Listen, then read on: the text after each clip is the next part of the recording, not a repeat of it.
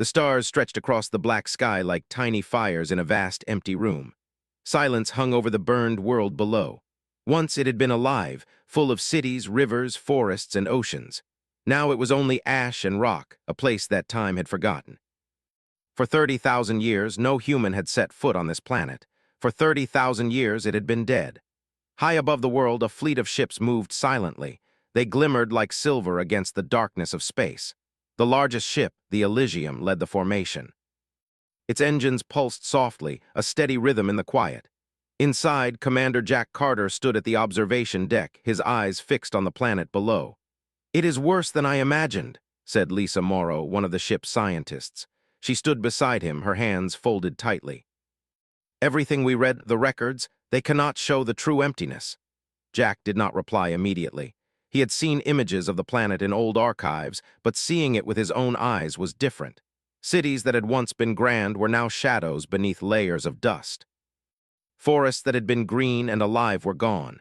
The rivers were nothing but dried paths, and the oceans were reduced to shallow, cracked basins. It was a graveyard. 30,000 years, Jack finally said, his voice low. 30,000 years we have been gone.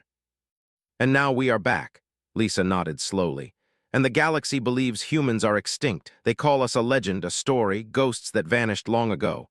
Jack's eyes narrowed. Good, let them think that. We don't need enemies waiting for us. Below the fleet, the planet seemed quiet, but the silence was only on the surface. The planet had been empty for millennia, but it had memories. Hidden in the ash and stone were traces of human life, old data storage, old cities buried beneath layers of dust. And now the humans had returned to uncover it. The landing pods began to detach from the Elysium, moving toward the planet like silver raindrops. On the bridge, Jack watched as the pods descended through the dusty clouds. He turned to the other crew members. "Everyone knows the plan. We land, we explore, we record everything. No heroics, no risks we cannot handle. This planet has been burned before, and we don't want to repeat the mistakes of the past." Engineer Kevin Brooks, a tall man with a quiet voice, nodded. "Understood, sir. All systems are ready. The landing pods have shields strong enough for the entry. Nothing will stop us from touching the surface." Amy Turner, the team's historian, adjusted her glasses nervously. "Jack, the old archives say this planet was burned by humans themselves. They destroyed their own home to survive. I've studied it for years, but I still don't know what it will feel like to see it in person." Jack put a hand on her shoulder. "You'll see it soon enough, and you'll understand why we are here. Not to conquer, not to rule, but to remember and to rebuild." The pods entered the atmosphere with a soft hiss, slipping through the thick clouds of ash that still lingered. The surface came into view. Jack could see the ruins of what had once been cities. Tall buildings were broken, their skeletons sticking out like bones from the ground. Streets were covered in gray dust, and everywhere the silence of centuries pressed down. The first pod landed near the remains of a city that had been called East Harbor. The ground trembled slightly under the weight of the ship. Doors opened, and the team stepped out in their protective suits. "Air readings are safe," Kevin reported over the comm. "Minimal toxins, but still keep your helmets on. We don't know what has survived in this ash." Jack took the lead, his boots crunching on the dry, gray soil. The rest of the team followed, carrying scanners, cameras, and recording equipment. Lisa stayed close to Jack, her eyes scanning every corner. Amy walked a little behind, her attention drawn to broken signs, fragments of old buildings, and scattered relics. They reached what had once been a marketplace. Rusted stalls lay overturned. Broken machines that had sold food or tools were scattered on the ground. A faded mural on the wall showed people celebrating, smiling in a time before fire and ash. Amy knelt down, brushing dust off a fragment of a tablet.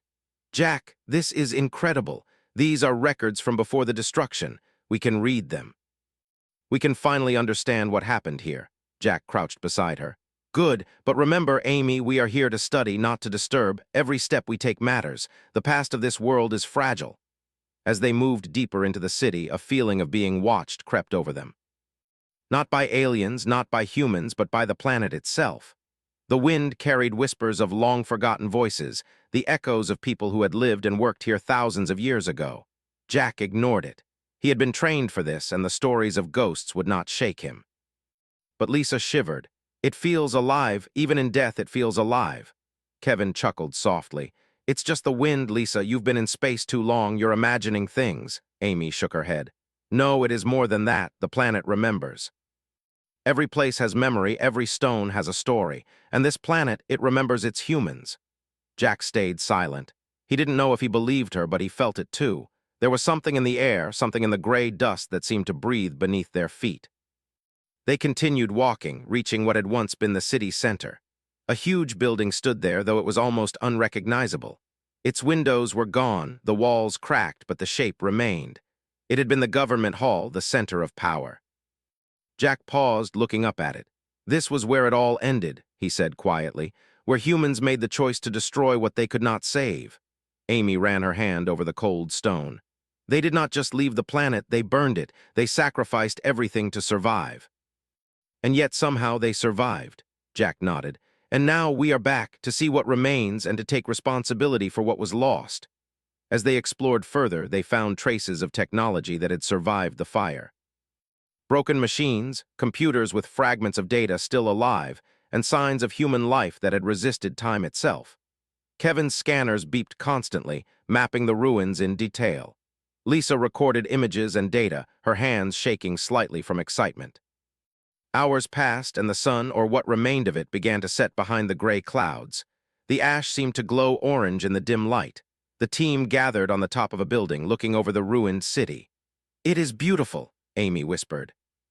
"In a terrible, tragic way, it is beautiful." Jack looked at her and then at the horizon. "Yes, and this is why we are here, to see the beauty, to remember the pain, and to reclaim what can be reclaimed. This planet may be dead to the galaxy, but not to us, not anymore." As night fell, the wind blew stronger. The dust swirled around them like ghostly figures dancing in the dark. Jack felt a chill, not from the cold, but from the weight of history pressing down on them. 30,000 years of silence had ended, and humans had returned. The first night on the planet was quiet. The team set up temporary shelters in the ruins, their lights small against the vast darkness. Jack could not sleep. He stayed awake, staring at the stars, thinking of the humans who had once walked this world and the ones who had survived to return. "This world will remember us," he said softly, "and we will remember it." Above, the stars continued to shine. The planet below lay in silence, but not forever. Humans had returned, and the long wait was over. The ash had cooled, but the spark of life would return. And somewhere deep beneath the surface, hidden in the ruins, the memories of the past stirred, sensing the presence of those who had once abandoned it. The next morning, the sun rose dimly through the thick gray clouds. The light was weak, but it revealed the full scale of destruction on the planet. Buildings were broken, streets were covered in ash, and nothing moved except the wind that carried the smell of burnt stone and dust. Commander Jack Carter led his team out of the temporary shelters. Their mission today was to explore deeper into the ruins of the city. Lisa Morrow carried her scanner, which could detect signs of life, energy, or anything unusual. Kevin Brooks adjusted the protective suits, making sure every seal was tight. Amy Turner carried a portable reader, ready to decode whatever ancient data they could find. Jack stopped for a moment, looking at the remains of a wide boulevard. "This street," he said, "once carried thousands of people every day. Now it is empty." "We are walking through history and tragedy." Amy knelt by a fragment of what had been a street sign. The letters were faded, almost impossible to read. "East Harbor, that is what it was called, a port city full of trade, full of life," she shivered, "and now it is dust." As they moved deeper into the ruins, Kevin's scanner beeped loudly. "Commander, you might want to see this." He pointed to a building partially buried in ash. The walls were cracked, but inside, faint signs of energy pulses remained. Jack's eyes narrowed. "Energy. After 30,000 years." "Yes, sir," Kevin said. "Some of the old systems are still running at low levels, not much, but enough to show something survived." Amy's eyes lit up. "This could be a data center. If anything survived, it would be here. Records of the city, the people, maybe even the war that burned this place." The team moved carefully inside the building. The floor creaked under their weight, and the air smelled of old smoke. Broken terminals and shattered screens were scattered across the floor. Amy's reader began to beep as it detected fragments of data in the machines. "This is amazing," she said, her voice quiet with awe. "We can recover part of the history, not everything, but enough to understand what happened." Jack nodded. "Do it, Amy, but keep it safe." We are visitors here, not thieves of history. Hours passed as Amy worked, scanning old data chips and reading fragments of messages left behind by the people who had lived here. She uncovered records of government meetings, trade agreements, and even personal messages. Some were tragic, filled with fear and sorrow. Others were ordinary, like notes about daily life. Lisa wandered through the building, her scanner picking up weak traces of life forms. "I don't see anything," she said, "but there is a strange pattern here. Almost like the planet itself is recording us. Every movement, every sound leaves a mark." Kevin laughed softly. "You are letting the ghost stories get to you again, Lisa?" "I don't think so," she said, her voice tense. "This planet remembers humans. I can feel it." Jack put a hand on her shoulder. "Focus on the mission. Feelings are fine, but we need facts. Let the data guide us." As they continued, they found a hallway leading to a large chamber. The floor was cracked, but a faint glow came from beneath. Kevin examined it with his scanner. This is unusual. There is a power source below. It shouldn't exist anymore. 30,000 years and something is still running." Jack motioned for caution. "Stay alert. This could be dangerous." Amy knelt and began decoding the data. Slowly, images appeared on her reader. Maps of the city, diagrams of buildings, and finally, something unexpected. A record of a council meeting, showing humans making a decision that would change the planet forever. They chose to destroy their own world," Amy whispered. "To stop some enemy, they burned the cities, the forests, the oceans, everything, and they survived elsewhere. That is why humans vanished." Jack's jaw tightened. "It is worse than we thought. They did not leave by choice. They sacrificed everything, and now we are here to see the consequences." The team continued exploring. Outside, the wind blew harder, carrying ash and debris. Shadows of broken structures stretched across the streets. The silence was heavy, broken only by the occasional creak of collapsing walls. Lisa's scanner beeped again. "Commander, you need to see this. It's not life, but it is something alive. Energy moving beneath the ground. Maybe machines, maybe something else." Jack looked at the readings. "Interesting, mark it for later. We don't have time to dig right now, but we will return." As they moved back to the surface, they saw the ruins of a great park. Once it had been full of trees, fountains, and laughter. Now it was gray and empty. Amy touched the stone edge of a fountain. People lived, played, laughed here, and now it is silence. Kevin knelt, examining a broken pipe.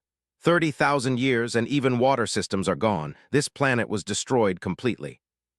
But the fact that anything remains shows the humans who returned must be careful. Every step matters. Jack agreed. "We are not here to conquer. We are here to understand, to record, and to preserve. This planet is a lesson, and we must respect it." As night fell again, the team set up camp near the ruins of what had been a library. The stars above seemed brighter tonight, cutting through the thin clouds. Jack sat near a small fire the team had set up, looking at the glowing embers. 30,000 years, he muttered. "We have been gone for too long, and now we are back, but this time we will do it differently. We will not repeat the mistakes of the past." Amy joined him, holding a fragment of a tablet she had recovered. "Commander, these messages, they are heartbreaking. People knew they were dying, they knew their world would end, and yet they left behind hope. Records, stories, memories, they wanted to be remembered." Jack nodded. "And we will remember. We are their children in a way. We carry the future, but also the past. We have to honor it." Suddenly, Kevin shouted from outside, "Commander, Lisa, you need to see this." The team ran to the edge of the ruins. In the distance, a faint light glimmered beneath the ash. It was soft, almost alive, like a pulse coming from the ground. Kevin's scanner confirmed it. Energy readings were rising. "What is it?" Lisa whispered, staring at the glowing light. "I don't know," Jack said, "but it is something not dead, not yet." Amy's voice trembled. "It could be a hidden system, or it could be something else. Something waiting for humans to return." Jack looked at the group. "Tomorrow we investigate. Tonight we rest. We need strength for what lies ahead. Whatever this is, it is part of the planet's memory, and we are part of it now." They settled down for the night, keeping watch over the glowing light in the distance. Sleep came slowly, filled with dreams of the people who had once lived here, of the world that had been burned, and of the humans who had survived to return. The next day they began their expedition toward the source of the energy. The path was difficult, covered in ash and broken structures. The glow grew brighter as they approached, revealing a hidden underground facility. Jack signaled for the team to stop. "This is it. The heart of whatever survived. Be careful, we don't know what is inside." Amy scanned the entrance. The records say this facility held the city's main energy core, maybe the planet's last attempt at survival. If we can access it, we might understand how humans survived the destruction. Kevin prepared the tools to open the entrance. It is sealed tight. No one has opened this in 30,000 years. Slowly, carefully, they managed to lift the heavy door. Inside, the air was still cool and metallic. The walls were lined with machinery that had survived the fire. Screens flickered faintly with residual power. The glow they had seen outside now filled the room, pulsating softly like a heartbeat. Jack stepped forward. It is alive. Somehow it has survived all this time. Lisa ran her scanner along the walls.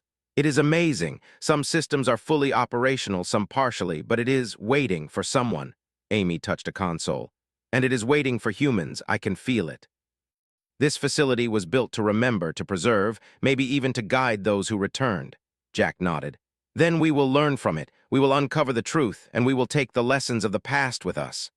Hours passed as they explored the facility.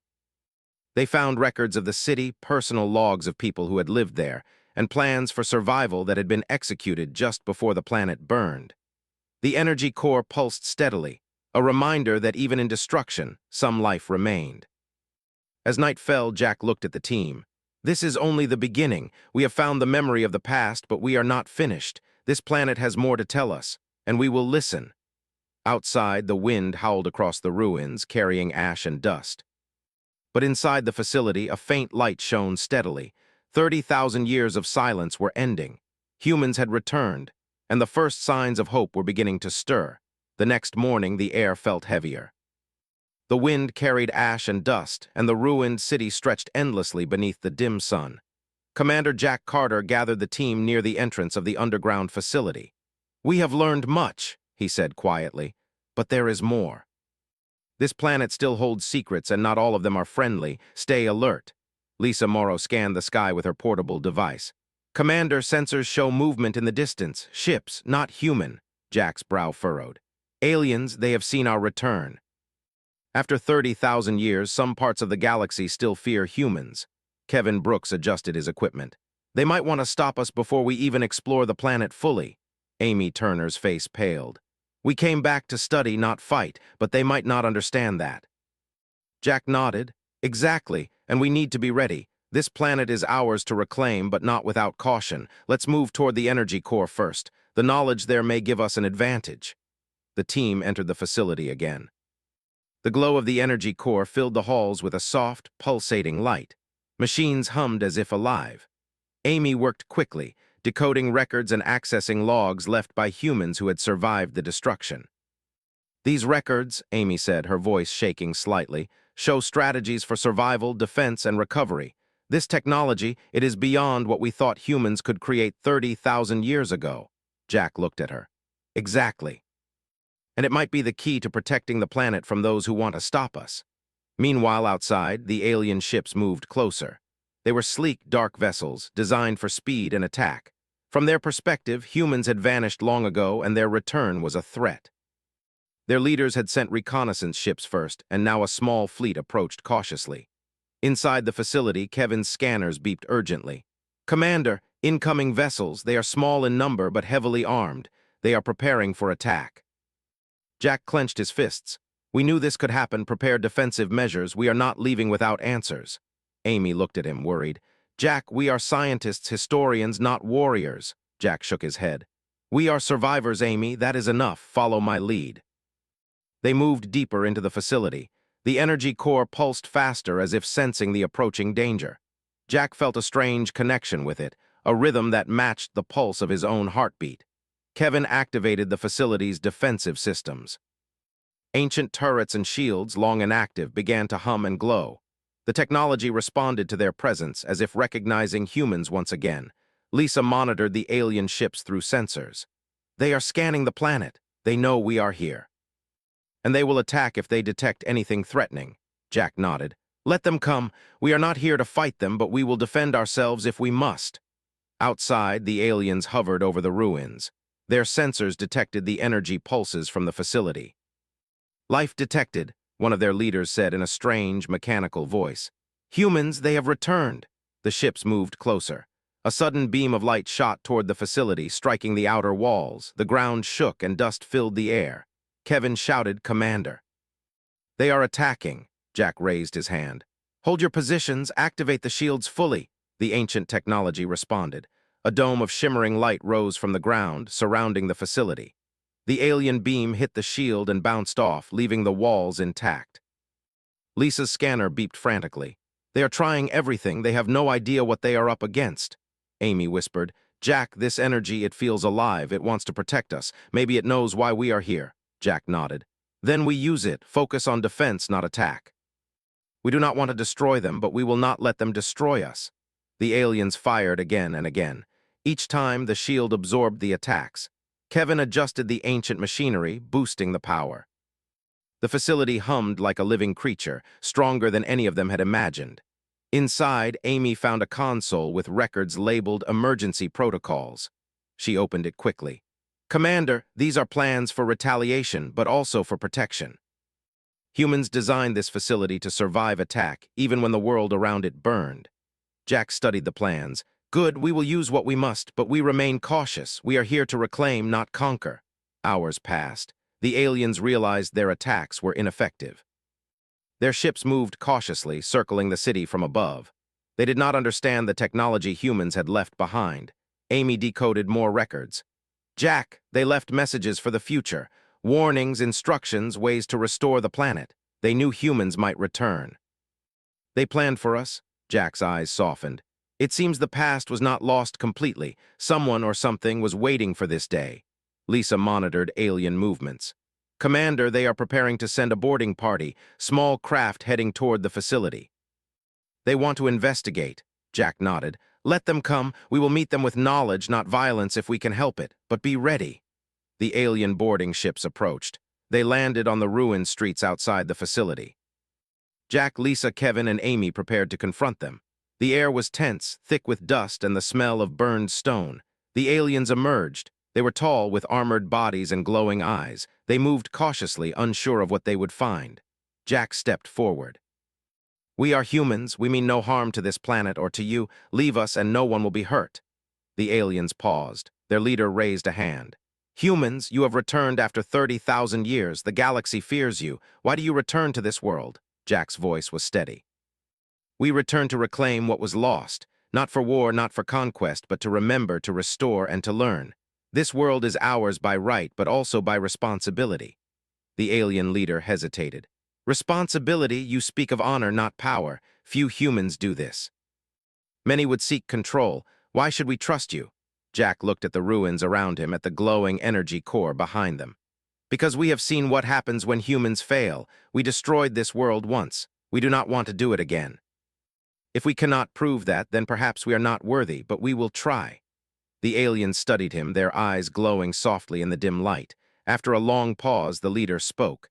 "We will not attack you today, but humans must show they deserve this world. We will observe." Lisa exhaled in relief. "Commander, they are standing down." Jack nodded, though his eyes remained on the alien leader. "Good, but our work is not over. We must explore the planet, uncover its secrets, and restore it. And we must do it quickly, before others arrive who do not understand our mission." Kevin adjusted the facility's systems. "Commander, the energy core, it can help us rebuild. If we can stabilize it, we can restore part of the city, maybe even start regrowing the land." Amy smiled faintly. "Jack, the past left us a gift. We can use it wisely. The humans who came before, they were wise enough to plan for the future. We just have to follow their guidance." Jack placed a hand on the glowing core. "Then we begin. We will reclaim this world one step at a time, and we will do it right." The alien leader stepped back, watching silently. "We will see, humans. The galaxy watches. Prove that you have changed. Prove that you can protect what is yours." As the sun set, the team worked tirelessly. Machines hummed, energy flowed, and small sections of the city began to light up for the first time in 30,000 years. The ash and dust did not vanish, but for the first time, signs of life returned. Jack looked at his team. "Tomorrow we go further. The planet has more to show us, and we are ready to face it, not as conquerors but as caretakers." Outside, the alien fleet remained, distant but observant. They had seen humans act with restraint, intelligence, and purpose. Slowly, they began to reconsider the stories they had believed for centuries. Lisa turned to Jack. "Commander, this world, it is responding to us. The energy, the technology, the environment, it knows we are here for a reason." Jack nodded. "Yes, and we cannot fail. Not for ourselves, not for those who came before, and not for those who will come after. The next steps will be the hardest, but they will define humanity's return." Night fell fully over the ruins. The glowing energy core cast long shadows across the broken streets. Inside, humans worked, restoring machines, decoding history, and learning how to survive again. Outside, the galaxy watched, uncertain of what these humans might do next. But for the first time in 30,000 years, the planet felt alive again. And that was only the beginning. The sun rose pale and weak over the ruined planet. 30,000 years of silence had left it scarred, but the humans who had returned moved through the ruins with purpose. Commander Jack Carter led his team toward the heart of the city, where the energy core glowed softly in the distance. "We have survived the first test," Jack said quietly, looking at Lisa, Amy, and Kevin. "The aliens observed us. They saw our restraint. But the real work begins now. This world needs more than survival. It needs life again." Kevin adjusted his tools. "The facility's energy systems are holding steady. If we can stabilize the output, we could restore power to parts of the city and maybe even the surrounding land." Amy walked carefully over the ash-covered street. "We have records of the old ecosystems, plants, rivers, forests. They can be rebuilt, slowly, but they can come back." Lisa nodded. "The aliens are still watching, but they no longer seem hostile. I think they are curious. Maybe even hopeful." Jack smiled faintly. "Good, let's not waste their patience. Let's start restoring what we can, step by step." The team entered the facility again. The energy core pulsed steadily, responding to the humans. It was as if the planet itself recognized its children had returned. Amy worked to decode more records, mapping areas that could be restored first. Kevin prepared machinery to transmit energy to key points in the city. Lisa monitored environmental readings, watching for signs that the planet could respond to restoration efforts.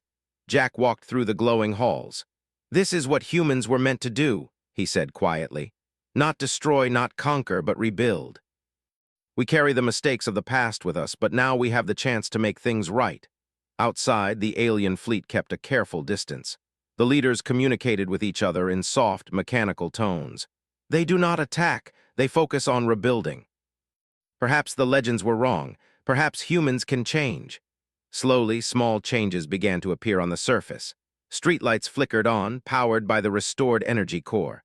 Broken water systems hummed as pumps moved water through the pipes. Dust shifted as wind patterns changed slightly with the renewed energy. Amy walked through one of the restored streets. "Jack, look! Small plants are growing through the cracks. Life is returning faster than I thought." Jack looked down at the green sprouts pushing through gray ash. "This is just the beginning, but it shows the world is ready. It just needed humans to return." Kevin adjusted a control panel. "We can restore more areas each day. The energy core has reserves we can tap into. If we plan carefully, we can bring back the forests, the rivers, even the wildlife." Lisa scanned the sky. "And the aliens are still watching, but I think they are learning from us, not fearing us anymore. Our actions are speaking louder than words." As the days passed, the humans worked tirelessly. Broken buildings were stabilized, streets were cleared, and energy grids were restored. Amy decoded old city plans and environmental data, creating blueprints for the new world. Kevin used ancient machinery to accelerate water flow, creating small streams that fed rivers that had long been dry. Lisa monitored the health of the soil and atmosphere, adjusting energy distribution to encourage plant growth. Jack oversaw everything, moving from team to team. He spoke to them quietly but firmly. "We are not rushing. We must respect what we are rebuilding. This world is fragile, but we have the knowledge, the technology, and the will to restore it. Every day we bring it closer to life again."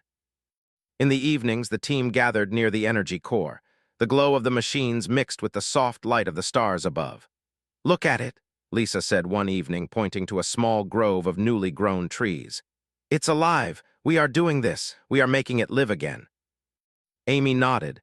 "And we are learning too. Every plant, every stream, every restored street tells us more about the people who lived here before. Their mistakes, their hope, their knowledge. They left us the tools. We just have to use them wisely." Kevin smiled faintly. It feels good. After so many years, after all the destruction, we are seeing life return. Jack looked at the energy core. And we are not done. The city, the forests, the rivers, the oceans, all of it will come back, step by step, day by day. The world will live again because we care. As the humans worked, the aliens continued to observe. Some landed in nearby areas to study the restoration. They were cautious but curious. They saw humans repairing what had been destroyed, not taking what was not theirs. Slowly, trust grew between humans and aliens. One day, Jack received a message through the facility's communication system. "Commander Carter," the alien leader said, "we have observed your actions. You rebuild, you preserve, you respect this planet. The galaxy has much to learn from humans.